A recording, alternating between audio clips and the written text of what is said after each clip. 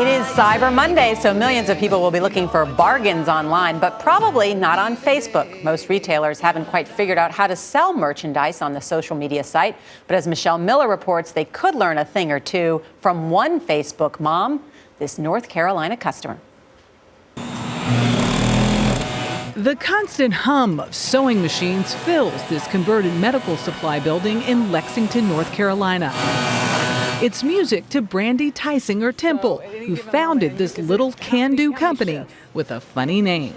Lolly Wally Doodle. Lolly Wally Doodle. That's a mouthful. Yes. Where did that name come from? My niece Lolly. She's like, well, what are you going to name your store? And I was like, I don't know, Lolly Wally Doodle. I said, let's just name it that. Temple has built a company as unconventional as its name. From her garage, the mother of four started making dresses into the wee hours of the morning, using this brother sewing machine, a Mother's Day gift from her husband. 6 years later, she employs 90 people who design, cut, stitch, and ship children's clothing all across the country. The merchandise is flying off the shelves. How many things do you make a day? Well, we make anywhere from, depending on the complexity of the garment, anywhere from 600 to 900 a day. It's a lot of stuff. Yes, absolutely. Temple doesn't have a boutique, nor does she sell her clothes in a retail store. Instead, almost everything made here is sold on Facebook. So I decided, I thought, you know what, I just want to move this merchandise, put it on my Facebook page, which at the time had between 143, 153 fans. And in just like 30 seconds, it was like bam, bam, bam. Gone. She had struck sales gold. Within days, all her fashions were being snapped up, and it hasn't stopped. Lolly Wally Doodle's page now has more than 400,000 likes. Every day, up to 10 items pop up in shoppers' news feeds. Buying is as easy as leaving a comment, says Chief Operating Officer Emily Hickey. So you type in your email address, the size of the item that you want. If you want it monogrammed, you would type in your daughter's initials. We then email you an invoice. When it's paid, we then start making the orders in the factory.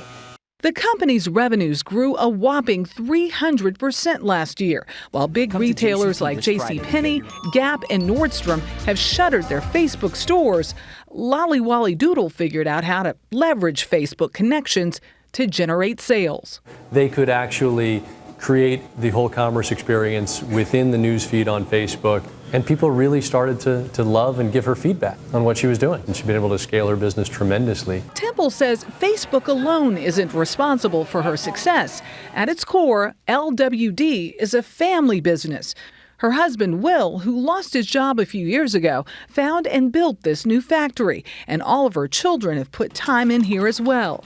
Then again, Temple considers all her employees family. Many she hired with little more than a sad story on their resumes. Davina came to us, and she had never sewn, she had never cut, but she was so eager, and she really wanted a job. And Davina lost her family, her 2 children, in a car accident by a drunk driver. When my kids passed, I joined MAD, which is Mothers Against Drunk Driving. But I was talking to Brandy about it the other day. She gave us $1,000 for our chapter.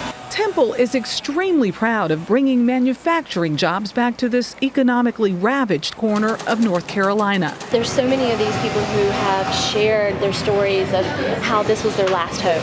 This is what saved their house. And even though she's now the boss, she still takes shifts on the sewing room floor.